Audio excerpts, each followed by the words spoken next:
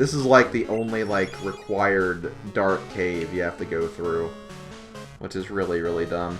But anyway, I need to talk about the Pokemon you can find in this region. It is actually some good types here, some very interesting types. The first Pokemon you can find, it's only a 5% chance of appearing in, from the look of it, every single room of this area, which is kind of a shame. But you can find a Larvitar. And the Larvitar is basically the Dratini of Gold and Silver, in that it has a very slow EXP gain. It evolves at a very high level, and its final form is very, very powerful. It's a Dark and Rock type. Tyranitar. I'll need to find one of these guys at some point. Again, they're very hard to find, though, only a 5% chance, and I hate Pokemon that have a 5% chance of appearing. There is another Pokemon, though, that you can find. You can only find it during the night, so I'm not going to be able to find it now anyway. So, the other Pokemon you can find is Misdreavus, the other Ghost-type Pokemon. So, I'm going to have to come back later for that. So, it has a 10% chance of appearing during the night. It's basically just Sneasel, but inside the cave, but it's a ghost type instead of a dark and ice type. So, with that being said, I'm going to have to probably catch all of these Pokemon off camera, so let's go ahead and just turn on a repel then. Just so we can explore this area a little bit. I'm going to basically explore everything in this cave, with exception to the final room. And the final room is what we're going to be ending with when we get to the final episode of this game. That's right, guys. We're talking final. We're talking endgame. We are in the final area. Pokemon Gold is almost finished. And I don't even know how to respond to that fact. It's like, how could this project be almost over? I just can't believe it. I can't believe that this game is almost over. I've spent so much time on this game. More time than I think I've ever spent in my childhood. Because, like I said before, getting all Pokemon in this game has been a lifelong goal of mine. I tried it so many times when I first got Gold and Silver. But I was never able to go through with it because it just took so freaking long. But now, on a Let's Play, for you guys, I'm finally going to do it. And that's just... I can't believe it. I really, really can't. And... whoops! Don't want to be here. Okay, so yeah, that's the final battle that we have, but I'm not going to focus on that. So yeah, you actually don't need Waterfall, which is good. You only need Flash, and even then, Flash is optional if you can somehow find your way through. I'm not sure if I'll be able to do that. I'll try it. I'll do a few practice runs and see if I can make it, but that would be insane if I could actually do that.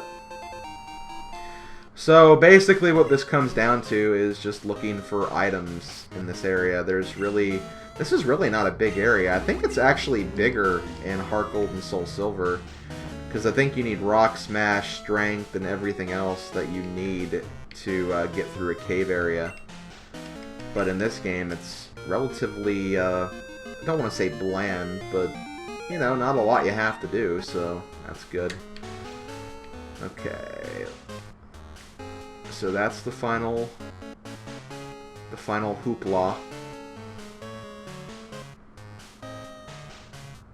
Is that it? Is that really real? Oh wait, no, I have to go this way. There's more. But wait, there's more. Other Pokemon you can find Quagsire, Golduck, Ursaring, Golbat. A lot of those very familiar faces. And if you're playing the... of course, whenever I say Ursaring, and you're playing the Silver version, I'm talking about Donphan, so remember that. There is no Ursaring in the Silver version, unfortunately, for all of you bear lovers out there. Ursaring's only in the Gold version. But yeah, that's pretty much it. I'm done exploring this area. That's a lot shorter than I remember this. I really gotta be honest with you guys. I was not expecting this to be such a short session. I knew it was going to be short because all I had to do was catch a Lugia, and once I caught Lugia, I'd come here, show off a few things, and then be done. And then I'd start working on basically everything until the final fight, and that's what I have coming up, guys. So let's get to this Pokemon Center. I wish this was a Pokemon Center you could fly to, because it's really out of the way. We're actually back in Johto. This is a Johto region. Oh, you can fly here! Well, that makes this a lot easier. Okay, well, I'm happy about that now. And then if I wanted to go to Kanto, I just take a few steps over. Okay, this is good. This is going to make traveling a lot easier. Of course, though, happiness is what I'm mainly concerned with, so maybe the happiness part won't be that great. But yeah, I'm going to go ahead and end this. So guys, thanks for watching. Next time I see you, I'm going to be getting the rest of the Pokemon that I need to be getting. And then once I do that, it'll be the final battle. So I'm going to go ahead and say this. Unless there's a small bit of content at the end of this video, next video is going to be the finale. So I will see you guys for that. So this has been this has been Pokemon Trainer Rob. Thanks for watching. I'll see you guys next time. Later, folks. Okay, I have 20 minutes of content here to get through, so let's get started. First off, Horsey evolves at level 32 into a Seadra. And when the Seadra has a Dragon Scale and is traded to another version, it evolves into the very mysterious Kingdra, the 4th Dragon-type Pokemon. Seel evolves at level 34 into the extremely derpy-looking Dewgong. Seriously, I don't know why. That face always gets to me for some reason. I have no idea why. Oh well. On Route 28, I believe it's Route 28. It's either 28 or 27. You can find Sneasel, the Dark and Ice type. Very, very late game Pokemon. So if you want to use one on your team, you're really only going to use it for the final battle, so keep that in mind. I'm going to give Sneasel a nickname. I'm going to name it after a friend of mine and fellow Puddle Plains member, WolfSheikah. So we have 2 wolves on our team. Or wolves, I guess is the correct terminology. He really wanted to be Sneasel. I told him that you're probably not going to be in the game very much because you don't get Sneasel until like one of the last routes, but he was okay with that, so let's go for it. Next up, we have Misdreavus, the 4th Ghost-type Pokemon you can find in this game. I have to say, I'm not really that thrilled with Misdreavus. I like the way Misdreavus looks, but I much prefer the ghastly Haunter Gengar family. But, you know, Misdreavus is a cool-looking Pokemon, I have to give her that. And I'm going to name this after a very good friend of mine who I've been getting really close with lately, PokemonCheese, another member of the Speed Gamers, the TSG community, and just an extremely lovely person. Misdreavus is one of her favorite Pokemon, and, you know, I had to give her Misdreavus, I just had to. Next up, we have Larvitar. You can find Larvitar in the same place you can find Misdreavus, in the Mount Silver, so the last cave of the game. Larvitar is actually very easy to catch, a lot easier than I thought he would be. Maybe I just got really lucky. But Larvitar is essentially the Dratini Dragonite family of Gold and Silver, in that they're Pokemon with very high evolution levels and very late evolution levels, and they have slow EXP growth as well. But it turns into a very powerful Pokemon as a result. So Larvitar evolves into Pupitar at level 30, and Pupitar evolves into Tyranitar at level 55. It takes a long time to train this guy, but it's very worth it. You get a really nice dark and rock type. Also, I named it Shrek because Shrek. If you trade a Porygon while it's holding the upgrade item that you got from the Silphco building in Saffron City, Porygon will evolve into Porygon 2. So LuckySevenDX is now a Porygon 2.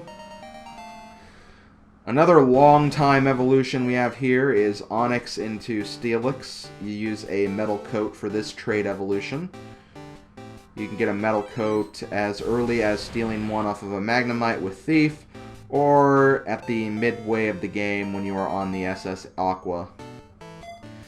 Okay, it's time for not really trade evolutions, but here I'm trading all of my legendaries over from the blue version. We had Articuno. We have Zapdos.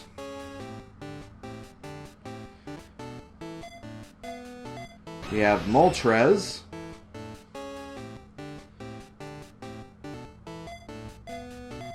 We have Mewtwo. And finally, we have Mew. I'll have the nicknames for these guys in the video description, so check there. The following Pokemon you see on screen right now are Pokemon I will be unable to get in the process of training the Pokemon I currently have in my possession. These Pokemon are obtained through evolutionary stones that, in the context of Pokemon Gold and Silver, have a very limited quantity. In fact, you can only get one of each, which means in order to obtain the other evolutions, you must do trading from another version. Pokemon Crystal does fix this problem by giving the option to befriend certain trainers whom will call you whenever they find a certain evolutionary stone. However, because this is the gold version and I don't want to spend too much extra time on this, I just traded these Pokemon over and back for my 151 Pokedex blue version. However, I did want to give these guys one last spotlight and show their evolutions in the process. Using a Firestone, you can evolve Growlithe into Arcanine, aka Tennis Bubba 13, and you can evolve an Eevee into a Flareon, which I named Flame Chocobo. Using a Leaf Stone, you can evolve Weepinbell into a Victory Bell, which is named Chives, and you can also evolve an Execute into an Executor, Sunnyside. Using a Water Stone, you can evolve Shelder into Cloyster, Noki. You can evolve a Staryu into Starmie, Patrick, and you can evolve an Eevee into a Vaporeon, which I named after a good friend of mine and a member of TSG, Luigius X Maximus. And using the Thunderstone, you can evolve Eevee into a Jolteon, which I named Littlefoo68. Littlefoo68 was a Flareon in my blue version, but I needed to give Flame Chocobo a Pokemon, and since all of the fire types were already taken, I had to make this little switch, and I didn't think Littlefoo would mind being a Jolteon instead, at least in the context of this playthrough.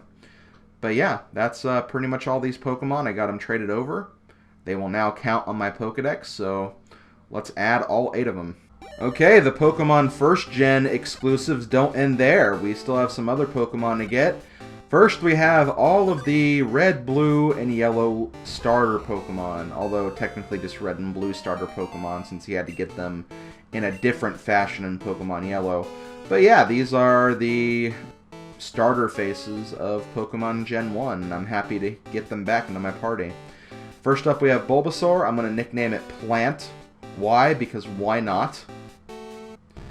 Bulbasaur evolves into Ivysaur at level 16. So these will be very familiar faces. We've seen them in the playthrough multiple times. It's just now we're actually going to finally be adding them to our Pokedex. And Ivysaur evolves into Venusaur at level 32. Not 36 like the other two starters for some reason. Never really quite understood why Venusaur's level is lower than the other ones. Oh well. Okay, next starter we have is probably my favorite starter of the first gen Pokemon. We have Charmander. Gotta love that Charmander. Charmander and its trademark Fire Tail.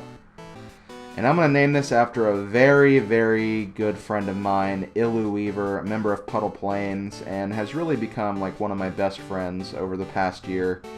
Been very sweet and very, very good to me, and Charmander's her favorite Pokemon.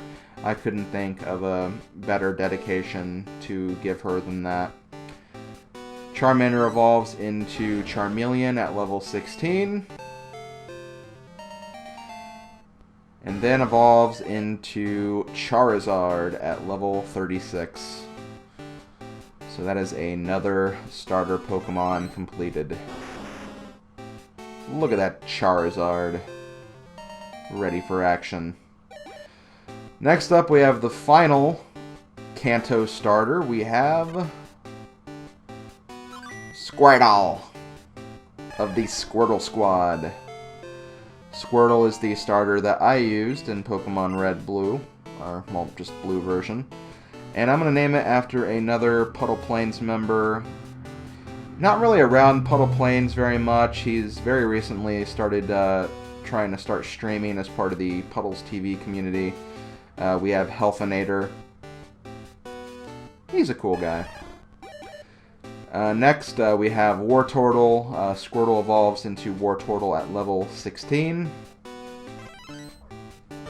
Wartortle does look pretty cool. I'd say Wartortle is probably my favorite of the secondary evolutions of the Kanto starters.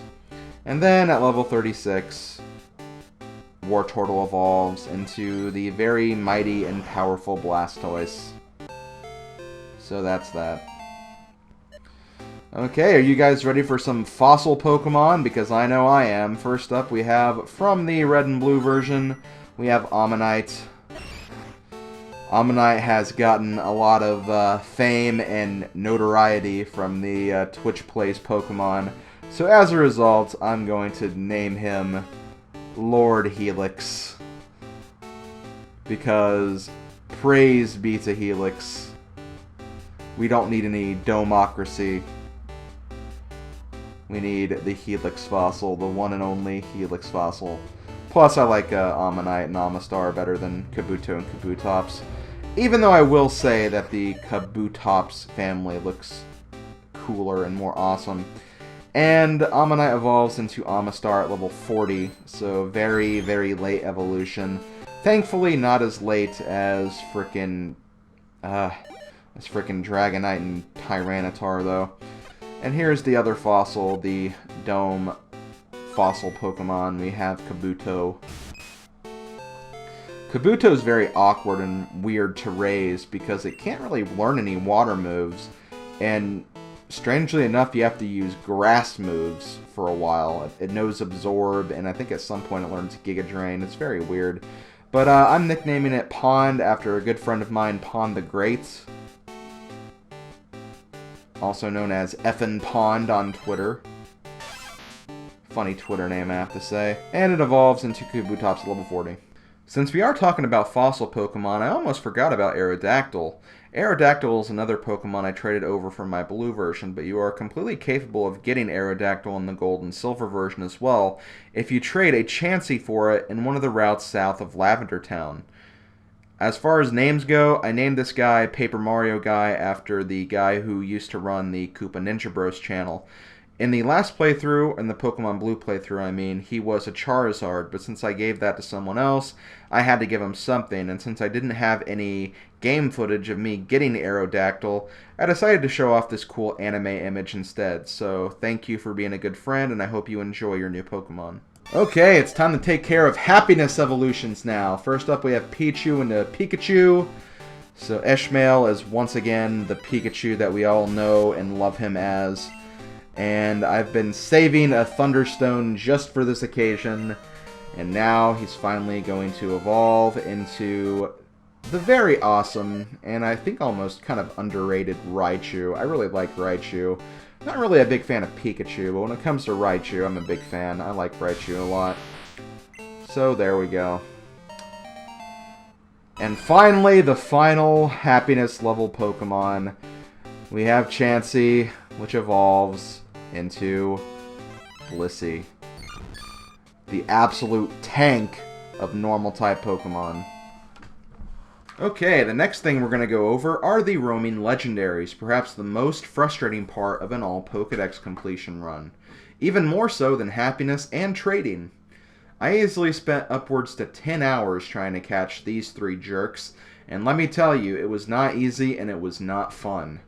I had to scrap a lot of the recordings too due to low space on my video drive, so I'm just going to give you the quick lowdown, followed by the footage of me actually capturing these beasts. Once you free the legendaries from the burned tower in Ecruteak City, they will appear randomly in a patch of grass on one of the many routes that are in Johto. Johto, not Kanto. And this also means the wild grass, so no surfing routes either. You have to get incredibly lucky to find them, but there is a very slight pattern to finding them and tracking them. I personally recommend to stay in one place, particularly in the routes close to Ecruteak and Mahogany Town. If you train Pokemon a lot, especially for an all Pokedex run, you will run into them eventually. If you are doing a very casual run, I'd almost advise just forgetting about them completely. Once you see one of them in battle, they will most likely run from you or use Roar to force you out of the battle. Any damage they take, they will keep for your next encounter, so yes, you will have a chance to find them again if you try to catch them, if you don't make them faint, after all. After they escape, they will have a Pokedex entry, and you can check the area tab of their entry to see what route they are on. This is the most frustrating part. Whenever you move to a new route or location, fly, save your game, or let enough time pass, the legendaries will move to a new route, most likely a route that they are adjacent to. So the trick here is you need to find a way so you are 2 locations away from them, move on to the route that lies between you two, and hope that they go to that route as well. Then find them in the grass before they leave for a new area. I recommend focusing on one legendary at a time, just so you don't get overwhelmed. This will take a while for it to work. Beyond them having a chance to move on to an adjacent route, I don't think there is much of a pattern here, and it's all random, and it will take more luck than skill and smarts to find these guys. The best way to weaken the legendary beasts is to use sleep moves and hurt them while they are sleeping and before they wake up and run away. Mean Look can help as well, but keep in mind that they have Roar, which will negate that. I also recommend using Sneasel or Scyther as a damage dealer because of False Swipe. Being a legendary means that catching them will take some effort, so the lower the HP, the better. Get them down to 1 HP as soon as possible. It's really only going to come down to luck with Ultra Balls or Fastballs, so best of luck to you on catching these jerk faces. Also, I heavily recommend you use your Master Ball on one of these guys as well. At the end of the day, these are the hardest Pokemon to catch, and while the level 70 legendary bird may seem like a nuisance, at least it doesn't run away from you. Save yourself some grief and use it on one of these fools. Also, even more power to the people playing the Crystal version, because Suicune actually works in a much different way, and is a legendary much like Ho-Oh and Lugia are instead of the roaming legendaries. As a result, there are only 2 legendary that roam around the map, Entei and Raikou, and as a result, you can catch Suicune in the normal fashion, you can use a Master Ball on one of the other roaming legendaries, and then all you have to do is just catch one of these guys. So more power to you if you're playing the Crystal version. And I think this whole process gets a lot easier in Heart Gold and Soul Silver as well, so it may not be as hard or difficult to catch the beasts in those 2 games as well. But that's really all I have to say. Let's get on to the footage. Okay, so first up we have Entei. I got very, very lucky with this guy. I weakened him up very, very early in the playthrough when I was training, and of course using False Swipe to get him down in the HP levels. And I just randomly ran into him, I chucked an Ultra Ball at him, and sure enough, I caught him. I freaking couldn't believe it. I was so freaking stoked that it only took 1 try. I didn't even have to put him to sleep. I just seriously got that lucky. Anyway, I'm going to name him after a Let's Player slash YouTuber. Perhaps my favorite Let's Player slash YouTuber of all time. Some call me Johnny of Super Gaming Bros, Brain Scratch Comms, and of course his own channel, Some Call Me Johnny. So, he's my favorite YouTuber. I really enjoy his content. Definitely give it a check out because he's a really, really awesome guy. And I could not give a legendary dedication to him.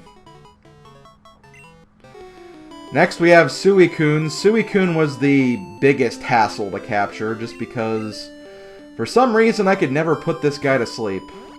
I just couldn't do it for the life of me. Eventually I finally got it, It even took a few tries even in this attempt. But, oh my god, Suicune gave me such an annoyance to capture. I was so freaking ecstatic when I caught this. I believe I was even in a Skype call when I finally caught it. And everyone could literally feel like all the stress just start to melt off me.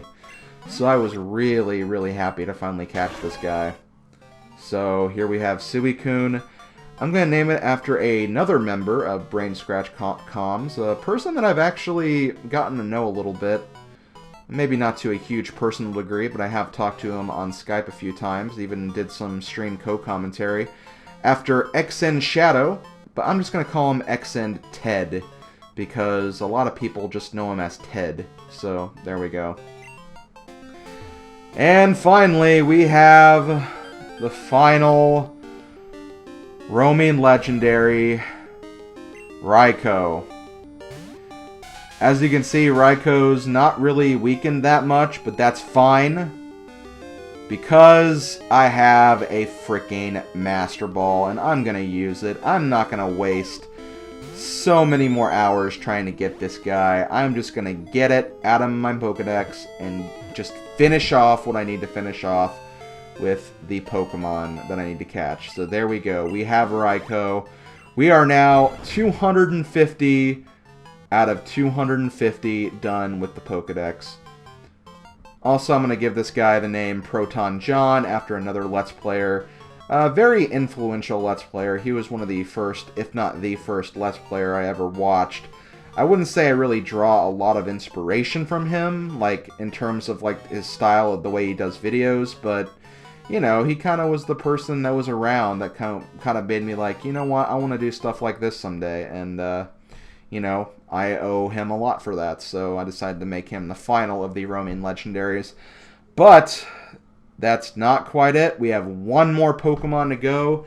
That Pokemon is Celebi, and I need to catch Celebi in a very, very unique way. So, I'm going to go ahead and end this video for right now. You guys will see in the next video, which is the finale, so the next video is the finale, folks. You will see me get the last Pokemon into my party. And not only that, you'll see me finish the game and just finally be done with Pokemon Gold, aka Pokemon Gen 2. I hope you guys are ready. It's been a long and exciting adventure, but I think it's time we close this out. So this has been Slim Kirby. I'll see you guys next time. Later, folks.